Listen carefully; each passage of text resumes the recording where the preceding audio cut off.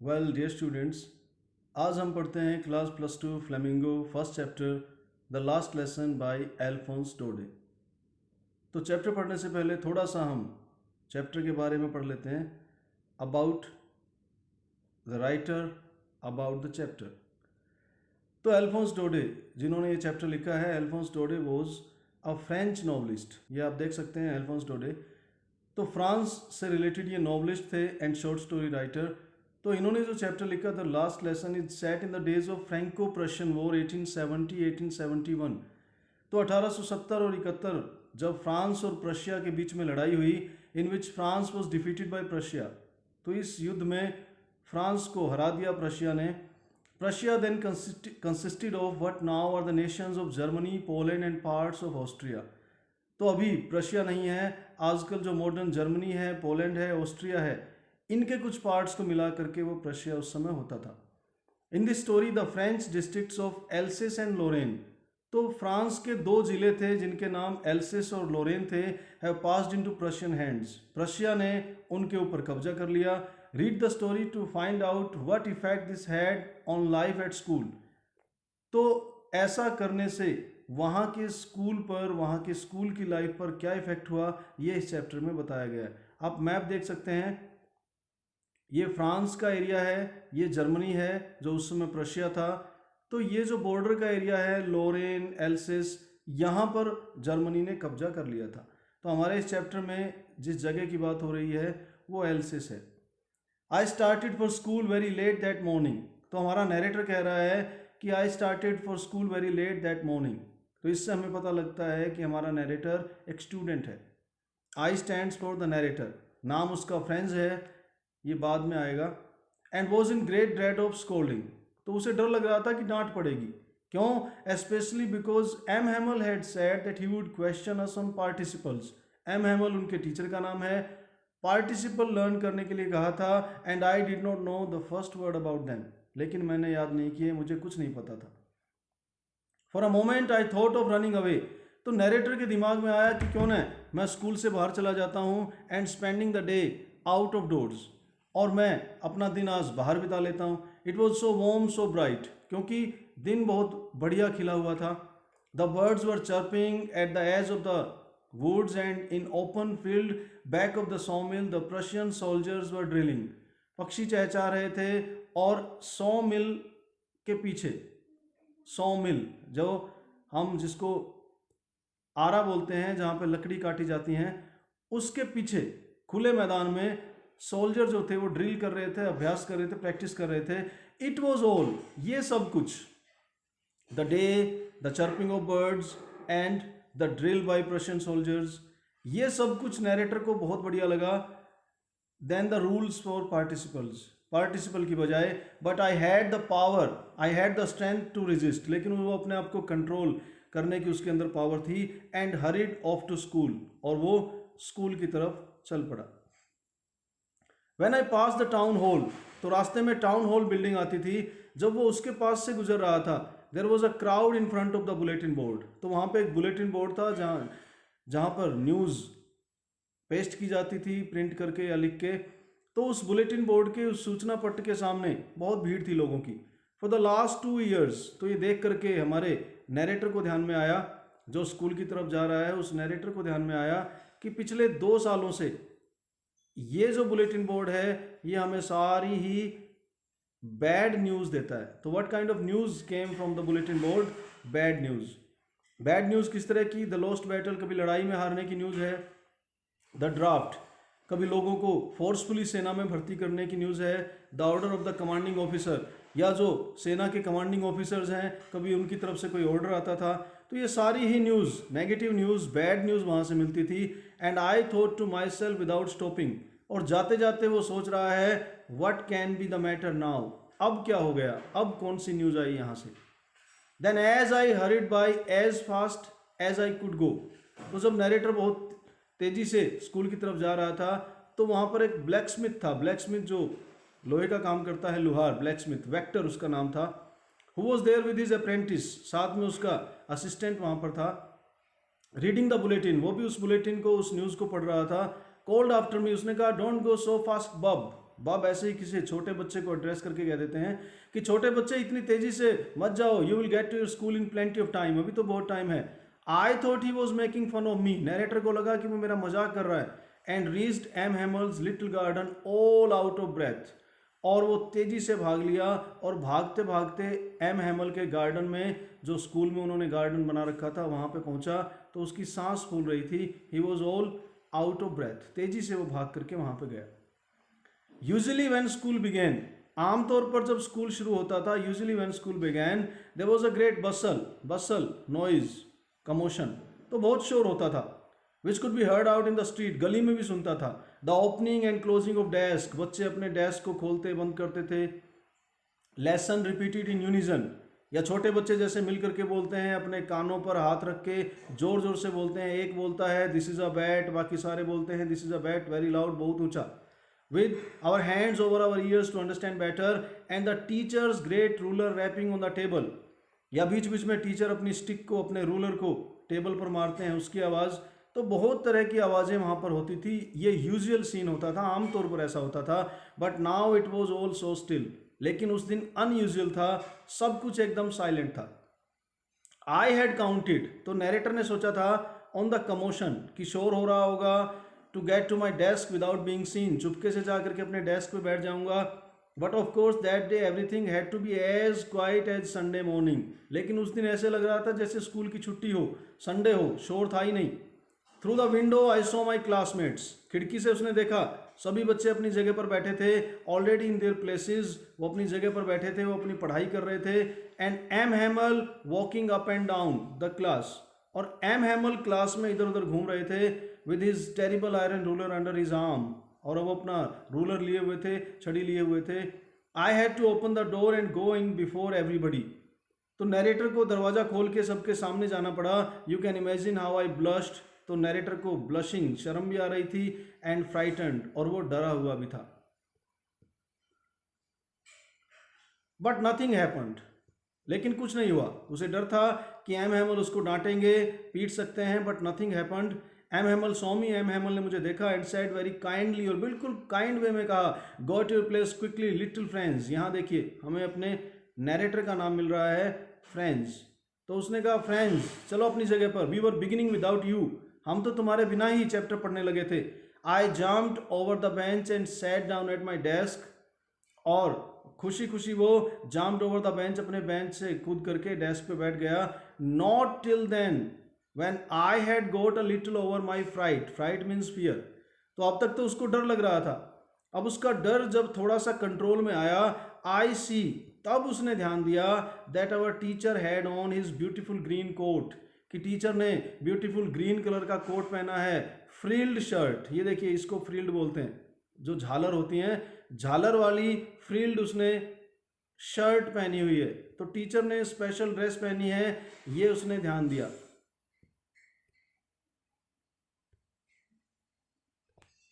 And the little black silk cap, और black colour की silk की कैप उन्होंने डाल रखी है, ऑल एम्ब्रॉयडर्ड, और ये सारी चीजें इन पे एम्ब्रॉयडरी की हुई है, ये देखिए एम्ब्रॉयडरी जिसको कढ़ाई कहते हैं। That he never wore except on inspection and prize days, वो ये चीज़ें किसी स्पेशल दिन पहनते थे, कभी इंस्पेक्शन डे पे या प्राइज डे पे। Beside the whole school seemed so strange and solemn, और उस दिन सारा स्कूल ही बड़ा अजीब सा लग रहा था, बड़ा स्ट्रेंज था, बड़ा सीरियस लग रहा था। But the thing that surprise me most, लेकिन मोस्ट सरप्राइजिंग चीज़ क्या थी, was to see on the back benches, की पीछे वाले जो बेंच थे, दैट वर ऑलवेज एम्प्टी, जो हमेशा खाली रहते थे। The village people sitting quietly, तो गांव के लोग उन बेंचेस पे बैठे थे, लाइक अवर सेल्फ, जैसे हम बैठते थे, स्टूडेंट्स की तरह गांव के लोग वहां पर बैठे थे। ओल्ड होशर एक बूढ़ा होशर नाम का आदमी था, विद हिज 3 कॉर्नर्ड हैट, 3 कोने वाली टोपी पहन के वो बैठा था वहां पर। द फॉर्मर मेयर जो रिटायर हो चुके हैं वो भी बैठे थे। The former post master, retired post master भी वहाँ पर बैठे थे। एंड सेवरल अदर्स बिसाइड्स, और भी बहुत से लोग बैठे थे। एवरीबडी लुक्ड सैड, सारे ही दुखी थे। Hauser had brought an old primer, Hauser एक पुरानी प्राइमर लेकर के आए थे। प्राइमर जो बिल्कुल इनिशियल बुक होती है, जिसमें जैसे लैंग्वेज की है तो अल्फ़ाबेट्स वगैरह उसमें होते हैं। थाम्ड एट द एजेस, जो पुरानी थी, जिसके कोने कुछ इस तरह से हो गए थे। And he held it open on his knees, उसने अपनी घुटनों पर अपनी बुक को रखा, with his spectacled lying across the pages, और इस तरह से उसने अपने चश्मे को उस बुक के ऊपर रख दिया। While I was wondering about it all, अब नरेटर कह रहा है कि मुझे समझ में नहीं आ रहा था। I was wondering about it all, मैं सोच रहा था कि क्या हो रहा है। M Hamel mounted his chair, तो एम हैमल खड़े हो गए, and the same grave and gentle tone, और बिल्कुल सीरियस वे में जेंटल तरीके से उन्होंने कहा, my children this is the last lesson I shell give you, आज मैं तुम्हें लास्ट बार पढ़ा रहा हूँ। The order has come from Berlin, Berlin Prussia की कैपिटल थी, तो ऑर्डर जो आता है वो कैपिटल से आता है, राजधानी से आता है। The order has come from Berlin, ये मेन लाइन है जो लगभग हर आंसर में आप यूज़ करेंगे। The order has come from Berlin, तो बर्लिन से ऑर्डर आया है टू टीच ओनली जर्मन, कि केवल जर्मन पढ़ाई जाएगी। अब फ्रांस की भाषा फ्रेंच, लेकिन फ्रांस के इस एरिया पे कब्जा कर लिया प्रशिया ने। प्रशिया की लैंग्वेज है जर्मन और उसकी कैपिटल है बर्लिन, तो बर्लिन से ऑर्डर आया है कि जर्मन भाषा पढ़ाई जाएगी। कहाँ पर? एल्सेस एंड लोरेन, जहाँ पर जर्मनी ने, प्रशिया ने कब्जा कर रखा है।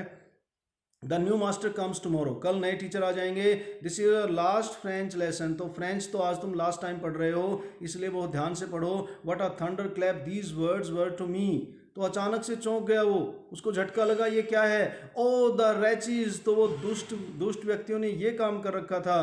And that was what they had put up at the town hall, तो अब उसको समझ में आ गया कि यही न्यूज़ थी जो टाउन हॉल में वहाँ बुलेटिन बोर्ड पे लगी हुई थी, इसीलिए लोगों की इतनी भीड़ वहाँ पर जमा थी।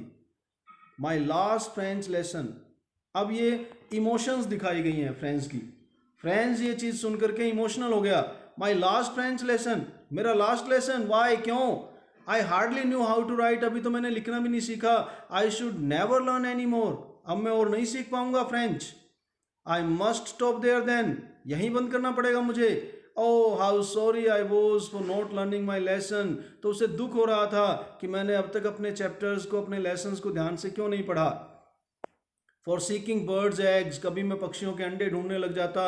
गोइंग स्लाइडिंग ऑन द सार, सार एक नदी का नाम है, नदी के पास जा करके मैं वहाँ स्लाइड करता था। My books that had seemed such a nuisance a while ago, तो मेरी वो किताबें जो मुझे सिरदर्द लगती थी, वर ओल्ड फ्रेंड्स नाउ, अब मुझे लग रहा था कि वो मेरी फ्रेंड्स हैं। And I that I couldn't give up, मैं उन्हें छोड़ना नहीं चाहता था। And M Hamel too, the idea that he was going away, और मेरे टीचर एम हैमल भी जा रहे हैं, तो ये सोच करके that I should never see him again, मैं उनसे कभी नहीं मिल पाऊंगा। Made me forgot about his ruler, तो वो पिटाई करते थे ये भी मैं भूल गया।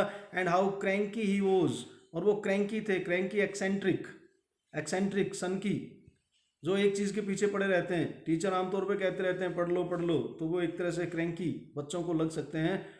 तो मैं सब कुछ भूल गया, एम हैमल की पिटाई भूल गया, और मुझे लगता था कि नहीं, ये टीचर मुझे छोड़ के ना जाएं, और मेरे जो सब्जेक्ट हैं, जो मेरी पढ़ाई है, जो मेरी किताबें हैं, वो भी मैं ऐसे ही पढ़ता रहूं। पुअर मैन, अब उसे दया आ रही थी टीचर पर। Poor man, it was in honour of the last lesson, तो लास्ट लेसन के सम्मान में he had put on his fine Sunday clothes, वो इस तरह से अपनी स्पेशल ड्रेस पहन करके आए थे। And now I understood why the old man of the village were sitting there in the back of the room, और गांव के लोग वहां पर क्यों बैठे थे ये भी मुझे समझ में आ गया। It was because they were sorry too that they had not gone to school more, उन्हें भी दुख हो रहा था कि वो और ज़्यादा स्कूल में क्यों नहीं जा पाए।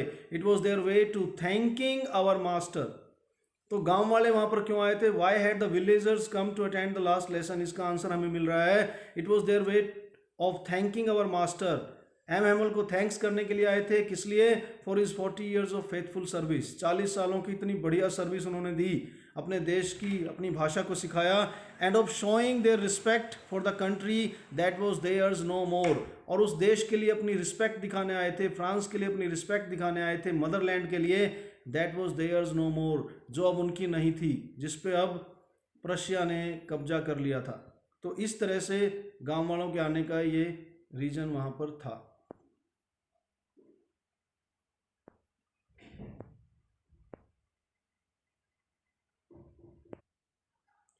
While I was thinking of all this, जब मैं ये सब कुछ सोच रहा था, I heard my name called, तो टीचर ने मेरा नाम लेकर के मुझे बुलाया। It was my turn to recite, मेरी बारी थी आंसर देने की। बोलने की. What would I not have given to be able to say that dreadful rule for participle all through. मैंने पूरी कोशिश की रूल्स बताने की, very loud and clear and without one mistake, बिना गलती के. But I got mixed up on the first words. लेकिन शुरू में ही मैं अटक गया and stood there, और मैं खड़ा हो गया holding on to my desk, my heart beating and not daring to look up. ऊपर देखने की मेरी हिम्मत नहीं हो रही थी. तो नैरेटर काफ़ी हेजिटेंट महसूस कर रहा था, डरा हुआ महसूस कर रहा था, गर्दन झुका करके वो खड़ा हो गया. आई हर्ड एम हैमल से टू मी. तो मैंने सुना मेरे टीचर ने मुझसे कहा, I won't scold you little friends. मैं तुम्हें रिब्यूक नहीं करूंगा, डांटूंगा नहीं. You must feel bad enough. तुम्हें बुरा महसूस हो रहा होगा. See how it is. देखो ऐसा होता है. Every day we have said to ourselves. हम रोज़ अपने आप से कहते हैं, I have plenty of time. मेरे पास बहुत टाइम है. I learn it tomorrow. मैं कल ये काम कर लूँगा. And now you see where we have come out. और देखो ऐसा करते करते हम कहाँ पहुँच गए. That's the great trouble with Alsace. तो देखिए एरिया एल्सिस से रिलेटेड ये चैप्टर है. तो यही समस्या है तुम्हारी नहीं, पूरे एल्सिस की, सबकी समस्या है.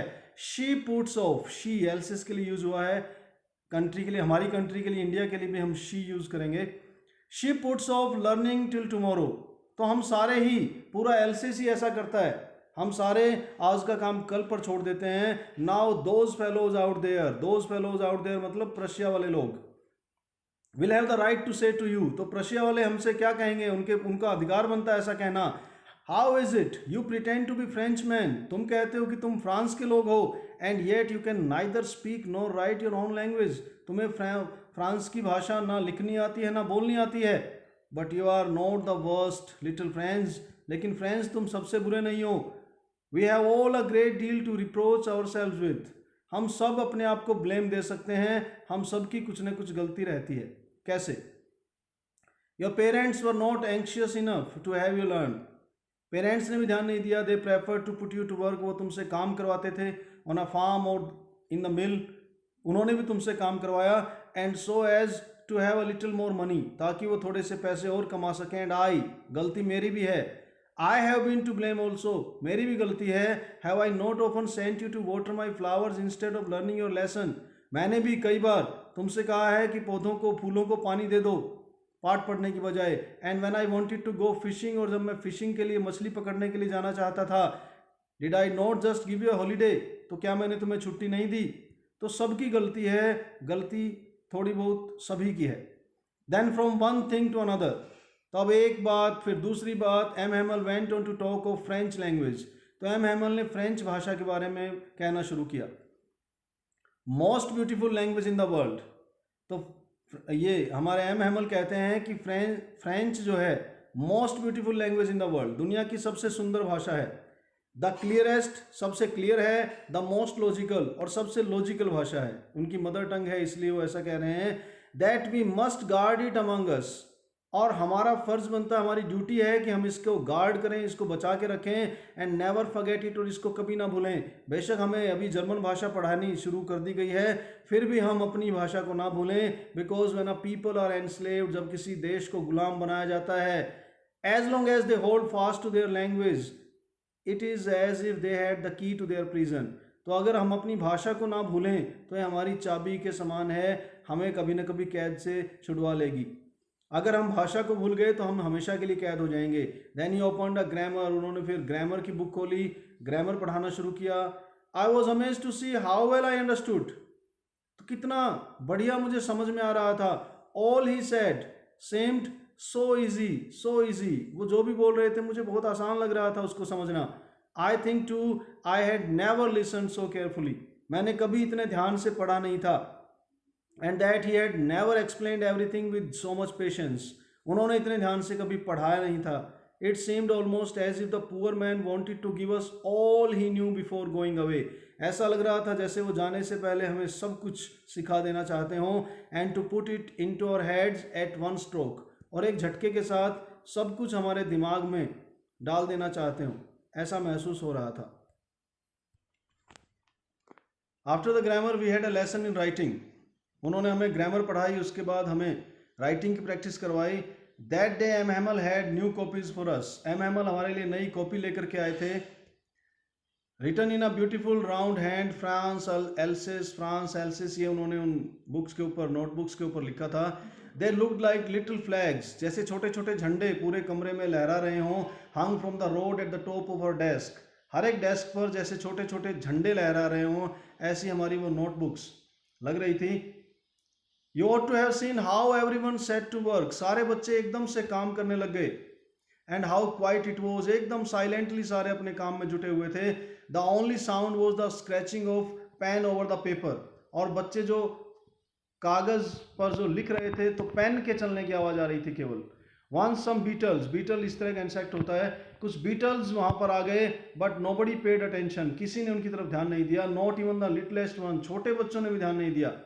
Who worked right on tracing their fish hooks, कोई फिश हुक ट्रेस कर रहा था, कोई कुछ और काम कर रहा था। As if it was French, जैसे कि वो भी फ्रेंच भाषा ही हो। तो सभी बच्चे अपने काम में लगे हुए थे, किसी ने भी बीटल्स की तरफ ध्यान नहीं दिया।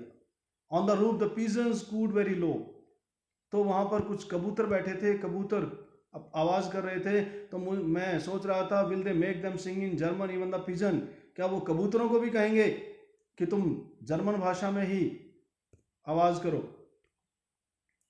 Whenever I looked up from my writing, जब जब मैंने ऊपर की तरफ देखा, I saw M. Hamel sitting motionless, तो मुझे दिखाई दिया एम कुर्सी पर बिल्कुल मोशनलेस बैठे थे, वो हिलडुल नहीं रहे थे। And gazing first at one thing then at another, कभी किसी चीज को देख रहे थे, कभी किसी चीज को देख रहे थे। As if he wanted to fix in his mind just how everything looked in that little school room, जैसे वो सब चीजों को अपने दिमाग में, आंखों में बसा लेना चाहते हों। With his garden outside the window, खिड़की से बाहर उन्होंने जो गार्डन बनाया था वो दिख रहा था। And his class in front of him, सामने उनकी क्लास थी। जस्ट लाइक दैट, इतने सालों से ऐसा ही चल रहा था। Only the desk and benches had been worn smooth, केवल डेस्क बेंच पुराने हो गए थे, और जो वॉलनट ट्रीज वहां पर लगे थे वो थोड़े बड़े हो गए थे। जो बेल उन्होंने लगाई थी वो भी ऊपर तक पहुंच गई थी। बाकी सब वही रूटीन उनका पिछले सालों से था। How it must have broken his heart to leave it all, ये सब छोड़ करके जाएंगे तो कितना उनका दिल टूट रहा होगा, कितना वो दुखी होंगे। पुअर मैन, बेचारे, पुअर इस्तेमाल किया है पुअर मैन एम हैमल के लिए, कि बेचारे M Hamel. To hear his sister moving about in the room above, ऊपर कमरे में उनकी सिस्टर पैकिंग देयर ट्रंक, उनका सामान बांध रही थी। They must leave the country next day, क्योंकि कल उन्हें यहाँ से जाना है, छोड़ करके जाना है, तो वो जाने की तैयारी वहाँ से कर रहे थे।